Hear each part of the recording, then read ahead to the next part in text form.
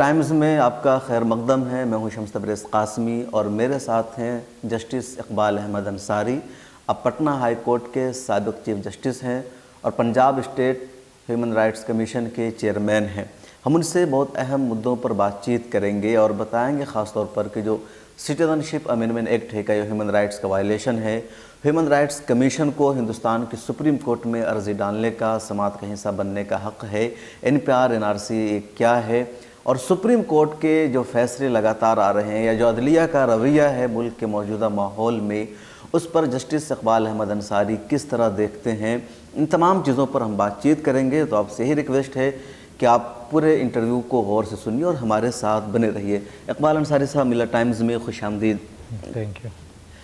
Citizenship amendment act के बारे में एक तबका ये कह रहा है कि ये ह्यूमन राइट्स का वायलेशन है, एक तबका वो है जो कहता है कि ये ह्यूमन राइट्स के मुताबिक है। सही, यानी एक सपोर्ट वाला पक्ष है, एक इसके अगेंस्ट में है। आप इसको किस तरह देखते हैं एक जज होने के नाते कि क्या वाकई ये ह्यूमन राइट्स का वायलेशन है? क्या है सिटीजनशिप अमेंडमेंट एक्ट? देखिए, ऐसा है कि ये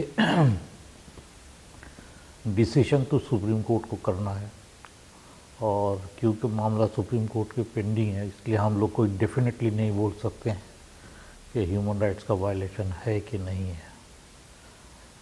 इतना ज़रूर है कि अगर किसी का सिटीजनशिप राइट लिया जाता है तो वो एक डिनायल ऑफ जस्टिस है। वो इसलिए कि सिटीजनशिप अगर आपके पास में है तो आपको बहुत सारे राइट्स मिलते हैं, और आप सिटीज़न नहीं हैं तो आपके राइट्स बहुत श्रिंक कर जाते हैं, कम हो जाते हैं। लेकिन जैसे कि बोला जा रहा है कि CAA जो सिटीजनशिप अमेंडमेंट एक्ट है, उससे जो है किसी की नागरिकता को लिया नहीं जा रहा है, किसी को दिया जा रहा है। जिनको दिया जा रहा है उनके देने पर भी कोई आपत्ति नहीं है, लेकिन ये बोला जा रहा है कि जिनको एक्सक्लूड किया जा रहा है, जिनको उसमें नहीं दिया जा रहा है, उनके लिए बात ऑपोजिशन चल रही है कि उनको भी देना चाहिए, ख़ास करके इंडिया में, क्योंकि इंडिया जो है वो एक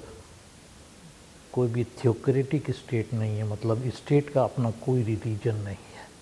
जैसे पाकिस्तान बना तो उसमें एक थियोक्रेटिक स्टेट है, वो है ही इस्लामिक स्टेट। ठीक है, हम अपने आप को डेमोक्रेटिक रिपब्लिक बोलते हैं।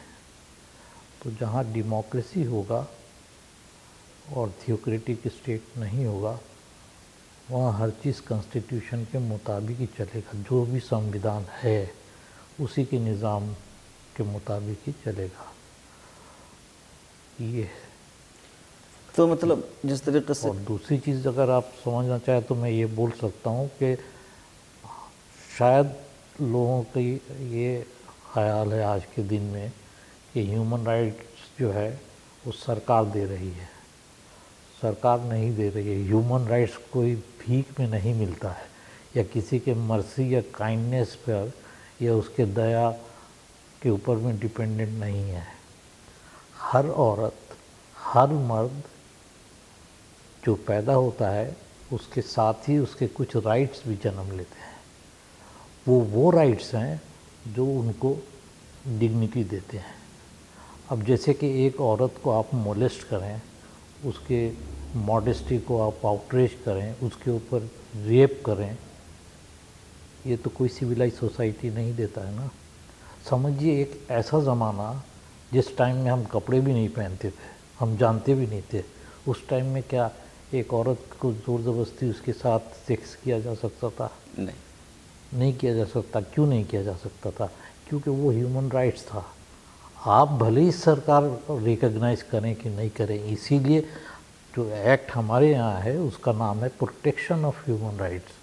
कोई नया राइट उसमें नहीं दिया जा रहा है, ये ऑलरेडी है। और जो हमारे कॉन्स्टिट्यूशन में पार्ट 3 में जो फंडामेंटल राइट्स हैं, जिसको हम मूल अधिकार बोलते हैं, वो भी वही हैं जो वो ह्यूमन राइट्स हैं। तो अगर आप सिटीज़न नहीं होंगे तो ये बहुत सारे मूल अधिकार हैं जो आपको नहीं मिलेंगे। इस लिहाज से बोला जा रहा है कि जो है ह्यूमन राइट्स का वायलेशन है नहीं है, इसका फैसला होना बाकी। अच्छा, जो ह्यूमन राइट्स है, हमेशा इस पर बहस होती है, इल्ज़ाम लगता है कि ह्यूमन राइट्स का वायलेशन होता है। तो ह्यूमन राइट्स है क्या? कुछ लिखे हुए हैं, कुछ आर्टिकल्स है, क्या है, या कौन डिफाइन करता है इस बात को कि ह्यूमन राइट्स है? देखिए, ये आपके अपने सेंस पर डिपेंड करेगा कि आप कितने डेवलप्ड हैं। आपको जो भी ऐसा राइट लगता है जिस राइट से एक आदमी की डिग्निटी ज़रूरी है, ये राइट मेरे पास होना ही चाहिए। जैसे अगर आज हम सिख हैं तो आप हमारी दाढ़ी पकड़ के नहीं ऐसे हिला सकते, वो मेरी डिग्निटी को टच कर रहा है। इसी तरह से आप अगर मुसलमान हैं और आपकी दाढ़ी है तो आप किसी दाढ़ी को पकड़ के नहीं खींच सकते, वो उसकी डिग्निटी इंडिविजुअल की है, वो ह्यूमन राइट्स वो ह्यूमन राइट्स का वायलेशन होगा। किसी ने अगर तिलक लगा रखा है, आप उसको तिलक मिटा दें तो वो ह्यूमन राइट्स का वायलेशन होगा, वो उसका राइट है। उसने अगर कोई चुटिया रख छोड़ी है तो आप उसको काट नहीं सकते, वो उसकी डिग्निटी है। तो हर वो चीज़ जिससे एक आदमी की अपनी शनाख्त होती है और उसको समाज में जो है इज्जत मिलता है, वो चीज़ आप उससे छीन नहीं सकते, वो उसका ह्यूमन राइट्स का वायलेशन है। भारत की सुप्रीम कोर्ट में CNRC NPR पर 140 से ज़्यादा अर्जियाँ हैं, समाप्त हो रही है। इस बीच जो ह्यूमन राइट्स कमीशन है अक़वाम मुत्तहिदा का इदारा, वो भी वहाँ पहुँचा है। उसने कहा है कि हमको भी अपनी बात रखने का मौका दिया जाए। उसने एक अर्ज़ी दाखिल की है।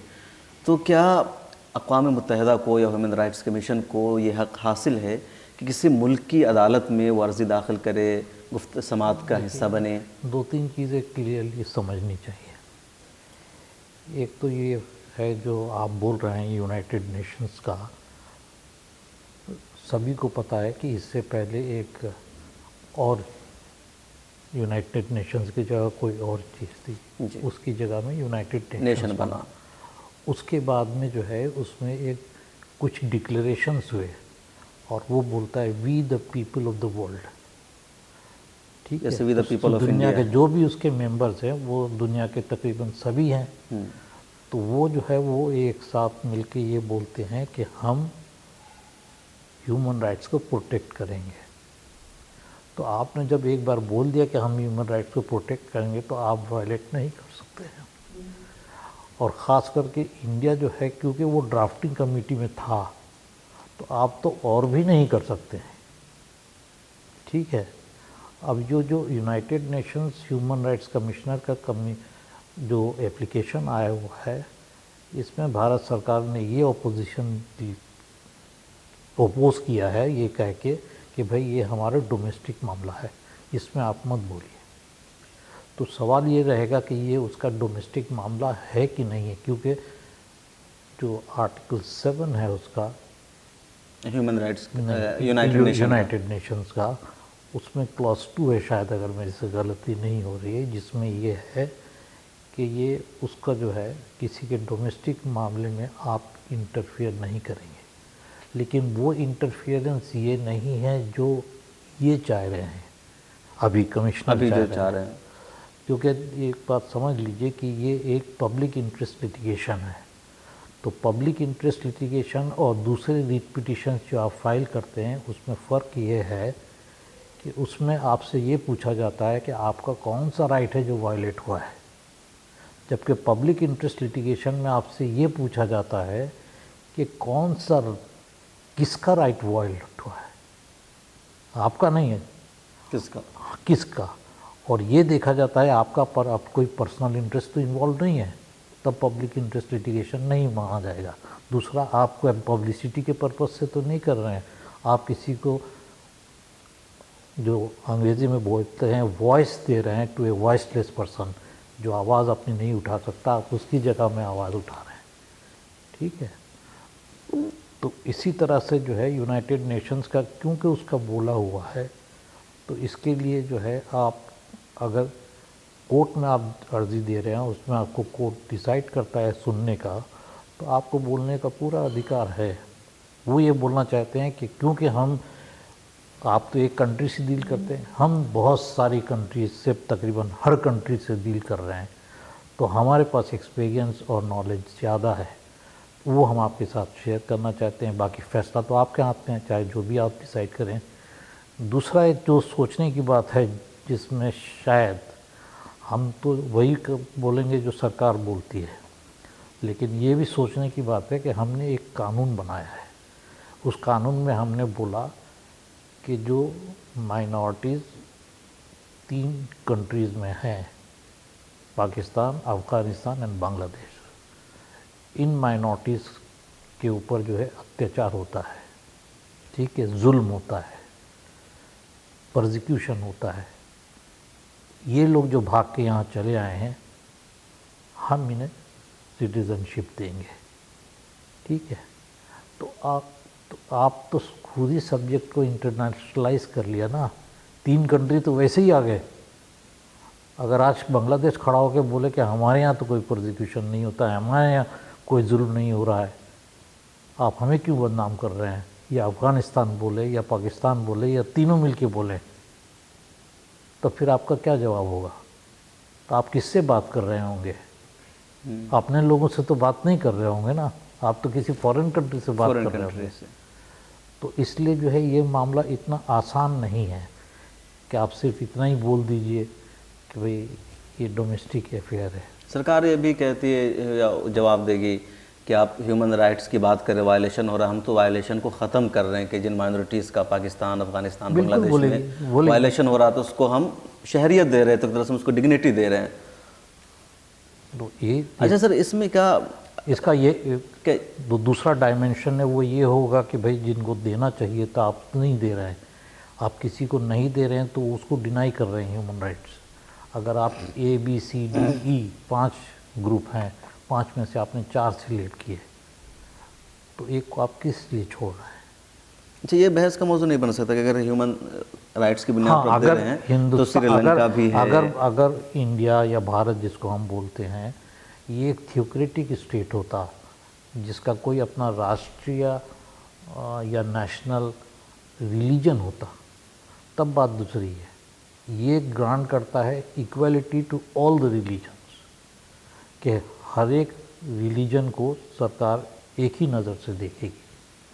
तो अगर सरकार हर एक रिलीजन को एक ही नज़र से देखेगी तो उसमें कोई मतभेद नहीं हो पाएगा। तो इसका मतलब यहाँ से फिर बहस उठ जाएगी कि आप श्रीलंका के तमिल हिंदुओं को क्यों नहीं देते, या भूटान में ईसाइयों पे जुल्म होता है, या म्यांमार में मुस्लिम्स पे, रोहिंग्या पे। देखिए, आप अगर मैं 5 आदमियों का खर्चा बर्दाश्त कर सकता हूँ तो आप नहीं बोल सकते क्योंकि आप 5 आदमियों का खर्चा बर्दाश्त कर रहे हैं, अब आप 500 का कीजिए क्योंकि बाकी 495 आदमी भी उसी तरह से हैं, वो ज़रूरी नहीं है। ये नहीं, ये बड़ा मुश्किल है बोलना।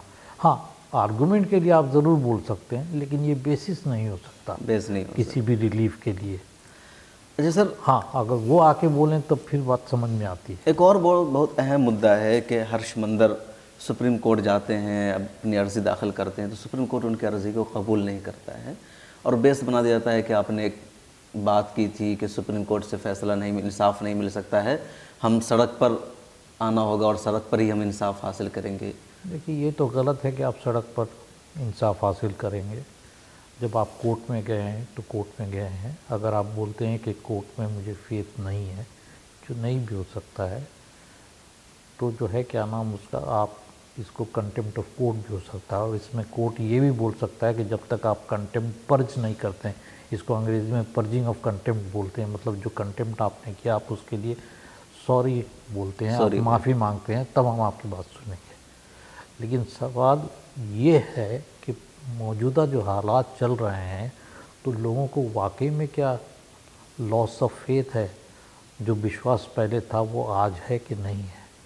और इसलिए एक चीज़ आप गौर से देखेंगे कि जब जब 3 हिस्से होते हैं, सभी समझते हैं, legislature, executive and judiciary.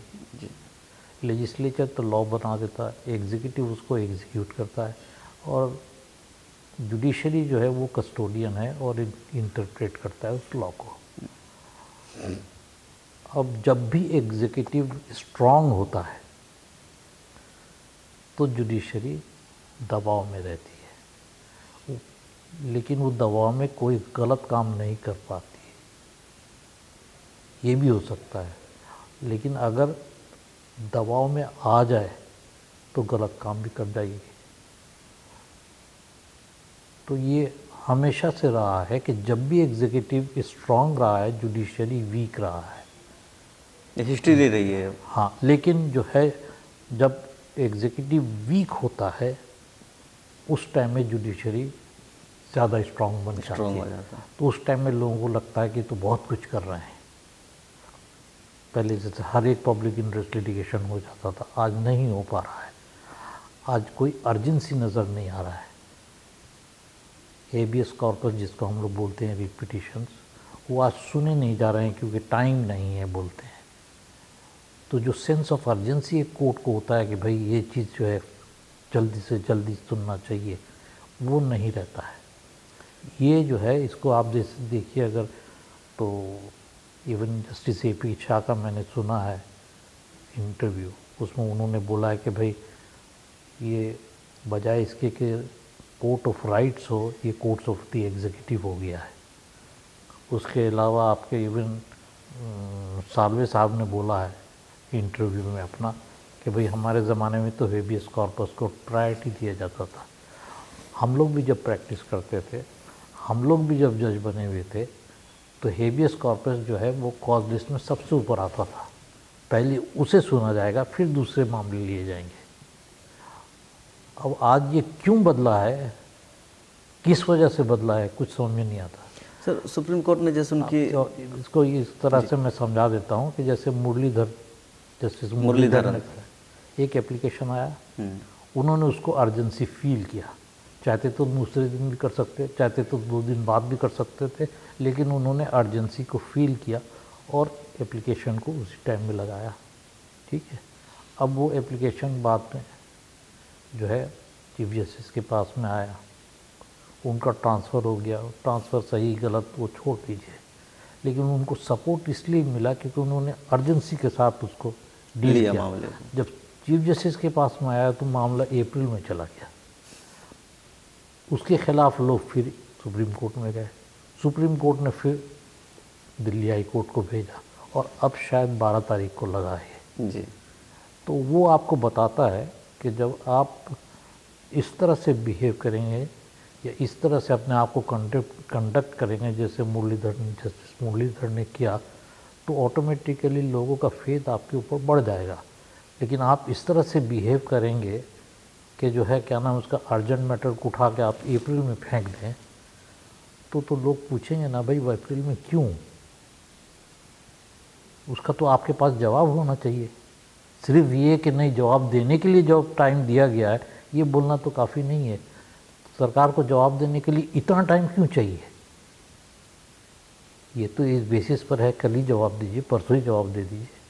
Ji sir, जजेस जो ऐसा करते हैं या इतना टाइम लेते हैं अर्जेंट मैटर में भी आगे, तो क्या इंतज़ामिया का या दबाव होता है या कुछ, किस तरह से मतलब क्यों लोग?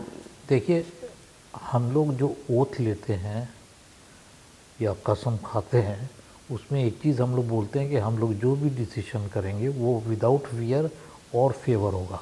ये वर्ड है कॉन्स्टिट्यूशन में, without fear and fair, without fear और फेवर। और फेवर, ना हम किसी से डरेंगे, ना हम किसी को फेवर करेंगे। ठीक है, तो हम फेवर समझ लीजिए अगर कोई करता है तो वो उसका इंडिविजुअल मामला हो गया, हालांकि ये इंस्टीट्यूशन को इफ़ेक्ट करता है। लेकिन अगर फियर हो गया, डरने लगा, एक जज अगर डर गया तो फिर वो जज नहीं हो सकता। वो कुछ और हो सकता है लेकिन जज नहीं हो सकता। आप तो अंपायर नहीं हो सकते, मैच में फुटबॉल के रेफरी नहीं हो सकते आप अगर डरते हैं तो। आप किसी को क्या येलो कार्ड और रेड कार्ड दिखाएंगे? फिर आप किसी को LBW कैसे देंगे? ये हिम्मत तो आपको होनी होगी ना कि मैं अगर देख रहा हूँ कि ये गलत है तो फिर गलत है। हाँ, अगर मुझे नहीं नज़र आ रहा है कि गलत है तब बात दूसरी है, लेकिन सारी दुनिया को कोई चीज़ गलत नज़र आए और मुझे न आए, ये भी बड़ा अजीब है। हो गया, कुछ हो गया। अच्छा सर, ये जानना चाहेंगे, अच्छी बातें आ गई काफ़ी, अभी NRC या NPR और CA का मसला छिड़ा हुआ है। एक आवाम में कन्फ्यूज़न है कि NPR और सेंसस को लेकर के, पहले सेंसस होता रहा, अब NPR एक नई चीज़ आई है, तो क्या NPR और सेंसर एक है या दोनों में अलग अलग है? देखिए, दोनों अलग अलग चीज़ें हैं। सेंसस है, NPR में नेचर ऑफ पॉपुलेशन भी डिटरमिन होता है। ठीक है, सेंसस कर दिया हमने कि दिल्ली में 1 लाख लोग रहते हैं, ठीक है। उसमें ये भी पता लग जाता है कौन है क्या है, कितने बिहार से हैं, कितने बंगाल से हैं, कितने इधर से हैं, कितने उधर से, वो भी सारा निकल जाता है। उसके बाद में पॉपुलेशन रजिस्टर जो है उसमें और थोड़ा इलाबोरेट आ जाता है, ये सारी चीज़ें निकल के आ जाती हैं। ये इसलिए नहीं कि बहुत इसकी वजह है, क्योंकि अगर पॉपुलेशन रजिस्टर ठीक से बनेगा तो आपको मालूम रहेगा कि आपके यहाँ कौन कौन लोग रहते हैं, कहाँ कहाँ से आके लोग रहते हैं, किस किस तरह के लोग रहते हैं। तो आपको जो इंतज़ाम करना पड़ता है उसके लिए आपको आसानी हो जाती है, क्योंकि ये सिर्फ इसी चीज़ से नहीं संभव हुआ ना, ये तो सिविल राइट से भी संभव। जैसे कि आप कॉरपोरेशन एक चलाएंगे तो आज न्यू फ्रेंड्स कॉलोनी में आप अगर बैठे हुए हैं तो न्यू फ्रेंड्स कॉलोनी में कौन कौन लोग, किस तरह के लोग रहते हैं आप जानेंगे, तब उनको उस तरह के फैसिलिटीज़ आप दे सकते हैं। आप जानेंगे ही नहीं तो फैसिलिटी कैसे देंगे। लेकिन अभी जो हमने सुना है, सही गलत मुझे नहीं मालूम, लेकिन शायद होम मिनिस्टर साहब ने ये बोला है कि भाई कोई डॉक्यूमेंट दिखाना नहीं होगा एनपीआर के लिए, आप जो मुंह से बोल देंगे वही काफ़ी। उन्होंने कहा कि एप्लीकेशन आएगा उसी पे ऑनलाइन वो होगा। लेकिन ये एक डर है कि जो एनपीआर है वो एनआरसी का फर्स्ट स्टेप है और एनआरसी से लोगों में खतरा है। अगर एनपीआर नहीं हुआ तो भी एनआरसी हो सकता है, ऐसा तो ज़रूरी नहीं है ना कि एनपीआर के ऊपर ही एनआरसी होगा। एनआरसी तो अदरवाइज़ भी हो सकता है। एनआरसी में सिर्फ ये मैं कम से कम बहुत, क्योंकि ये सुप्रीम कोर्ट ने किया है, सुप्रीम कोर्ट ने एक गवर्नमेंट के साथ बातचीत करके, लोगों के साथ बातचीत करके एक लिस्ट बना दी है डॉक्यूमेंट्स का कि ये डॉक्यूमेंट्स आप देंगे तो आप सिटीज़न है, नहीं देंगे तो सिटीज़न नहीं है। मेरे ख्याल में ये गलत है। जब आपने मेरे ऊपर बर्डन ऑफ प्रूफ दे दिया, मेरे ऊपर ओनस दे दिया, मेरे ऊपर जिम्मेदारी दे दिया है ये प्रमाण करने का कि मैं इंडियन हूँ कि नहीं हूँ, तो फिर मैं डिसाइड करूँगा कि मैं क्या एविडेंस दूँगा। मैं आपको भी कर ले जाता हूँ गवाह के हिसाब से, किसी और को भी ले जा सकता हूँ गवाह के हिसाब से। हाँ, अगर आप कोई चीज़ समझते हैं कि नहीं ये डॉक्यूमेंट जो है सिटीज़नशिप का बेसिस नहीं हो सकता, जैसे आधार कार्ड है, आधार कार्ड को हम समझ लीजिए सरकार ये समझती है कि ये एक बेसिस नहीं हो सकता, आप ये कर सकते, कानून ज़रूर बना सकते हैं कि आधार जो है ये सिटीज़नशिप का बेसिस नहीं माना जाएगा, या राशन कार्ड जो है वो सिटीज़नशिप का बेसिस नहीं माना जाएगा, या इलेक्ट्रिसिटी बोर्ड का जो बिल है वो सिटीज़नशिप नहीं माना जाएगा, ये समझ सकते हैं। लेकिन मैं एविडेंस क्या दूंगा वो आप मुझे बताएंगे, शायद मुश्किल नज़र आता है मुझे। आज का इंटरव्यू हम यहीं पर ख़त्म करते हैं, जिसमें सिटीजनशिप अमेंडमेंट एक्ट, एनपीआर और सीए के बारे में तफसीली बातचीत हुई। अगले एक और प्रोग्राम में हम इकबाल अहमद अंसारी साहब से बातचीत करेंगे, एनआरसी के बारे में तफसील से जानेंगे कि एनआरसी है क्या, आसाम में इसकी कैसे शुरुआत हुई, अगर एनआरसी पूरे भारत में होती है तो उसका क्या इम्पेक्ट पड़ेगा, उसका क्या फ़ायदा क्या नुकसान है, सरकार क्या चाहती है और आवाम में क्यों खौफ है एनआरसी को लेकर के। तफसील से अगले इंटरव्यू में हम बातचीत करेंगे। आज इतना ही, अपना ख्याल रखिए, अल्लाह हाफिज़।